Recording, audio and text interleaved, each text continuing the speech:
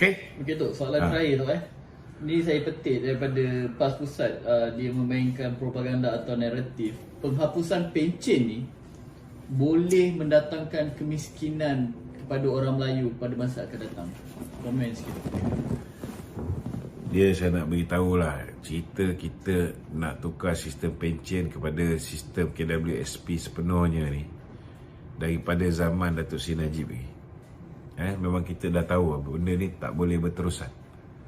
Memang susah. Zaman PN pun sama, zaman Muhyiddin pun sama. PAS ni baru keluar gua ke apa? Okay, saya nak ambil contoh lah. Satu Acong, satu apa ni, Ahmad.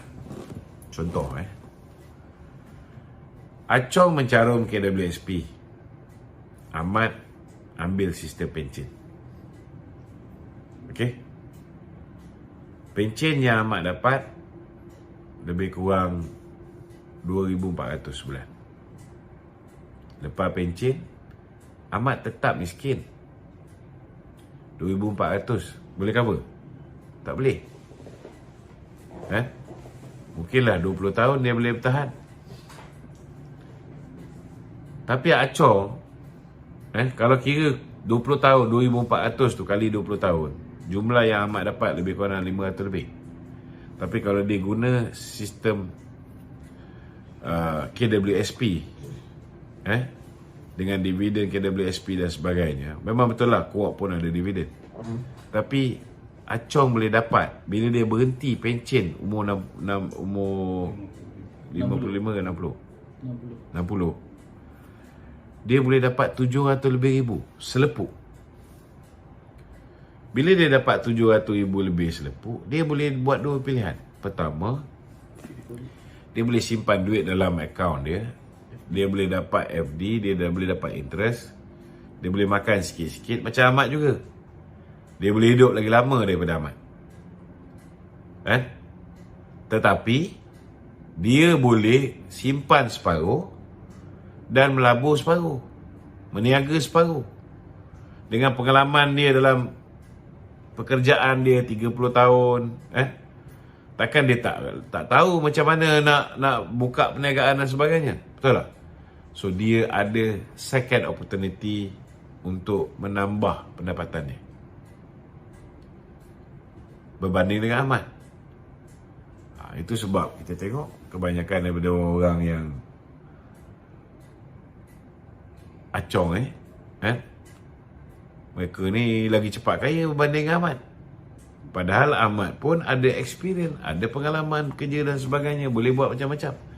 Tapi pasal dia guna sistem pencen, jadi dia ada pro dan kontra lah. Macam saya dulu, memang saya ambil sistem KWSP. Kaitan kontrak memang semua KWSP. So kita sekarang ni, selepas ni, sekarang ni, sementara waktu memang semua akan lantikan dibuat secara kontrak dulu, secara interim, sementara waktu.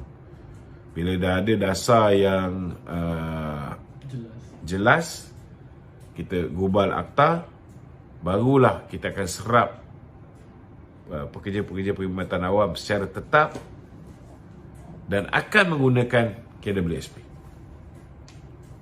Tidak ada lagi sistem berpencen. Orang nak bising, boleh bising, tak ada masalah. Tapi nak buat macam mana? Silap kita juga.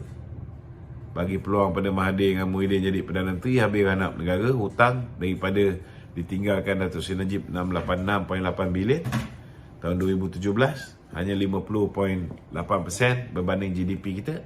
Sekarang hutang kita dah 82% berbanding GDP. Dah berapa tu?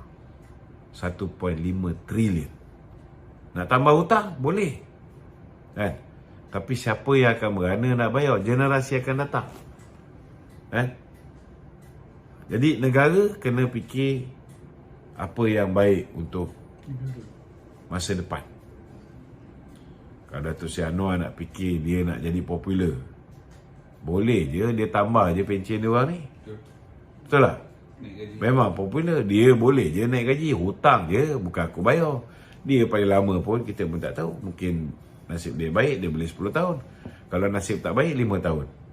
Lepas tu pandai korang lah generasi akan datang.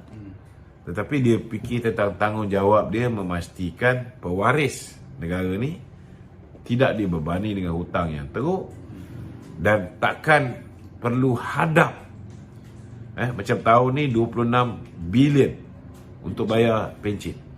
Setiap tahun dia meningkat kerana jumlah kaki tangan awam meningkat dan meningkat. Ini orang kena faham. Okey? Jadi tiada istilah lah pada masa depan Melayu ni akan miskin dan sebagainya. Bagi saya lah bagi saya hari ni orang yang kerja kerajaan pun banyak pandai dah buat berniaga ni. Betul.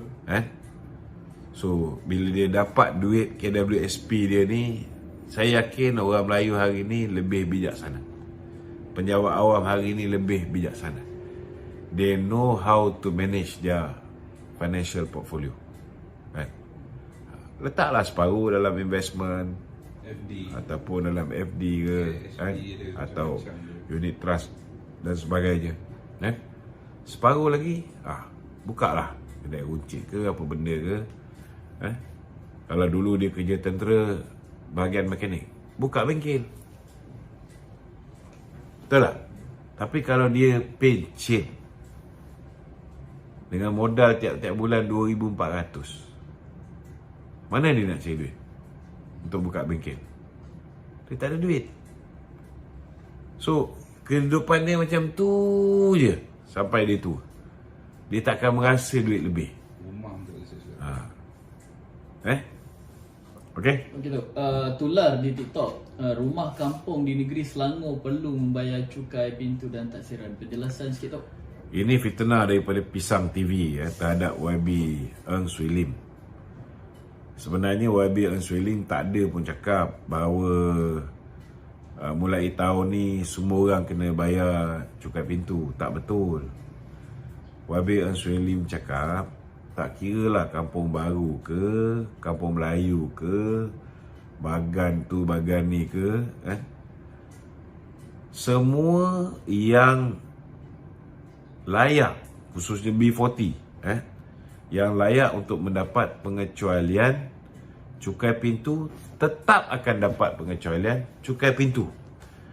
Tapi kalau kau punya rumah tu besar kedabak, buat pun kos 1 juta 2 juta, kau nak minta pengecualian cukai pintu, Walaupun di kampung, pakai otak lah. Walaupun kau duduk kampung, walaupun kau Melayu, bayarlah cukai. Sebab kau berkemampuan. Betul tak?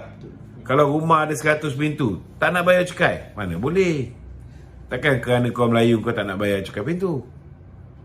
So subsidi yang kerajaan bagi, macam bagi subsidi jugalah, bila dikecualikan daripada bayar cukai pintu, maknanya kerajaan mensubsidi cukai pintu yang sepatutnya diperolehi daripada pihak tersebut. So kalau kerajaan tanggung, takkan kerajaan nak tanggung yang kaya ni, tak payah bayar cukai pintu. Maka kerajaan hanya tanggung untuk yang B40 contohnya. Sekarang dah ada kaedah pengiraan baru berdasarkan gaji yang boleh pakai, baki gaji boleh guna, kan? Ini pun ada hal juga. Ramai orang kata dulu saya B40, sekarang saya dah diklasifikasi sebagai M40. Sebab kita dah ada kaedah pengiraan berdasarkan dasar padu, data yang dikumpulkan oleh padu, yang mengumpulkan daripada 2 atau lebih agensi. Maka kita tahu bahawa orang ni, walaupun gaji dia kecil tapi anak dia ramai, kedudukan lokasi rumah dia tu berada di dalam kawasan bandar. Walaupun kalau ikut sistem lama dia M40, tetapi kalau ikut kiraan baru, dengan jumlah anak ramai duduk di bandar, dia dah jatuh jadi B40.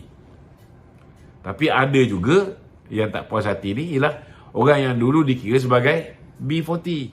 Mungkin anak dia tak ramai, dan mungkin dia duduk di kampung, maka mungkin gaji dia bawah 3,000, dia tetap tak mendapat bantuan STR seperti mana yang dia dapat sebelum ni. Ini kaedah pengiraan yang baru yang dibuat oleh YB Rafizi Ramli.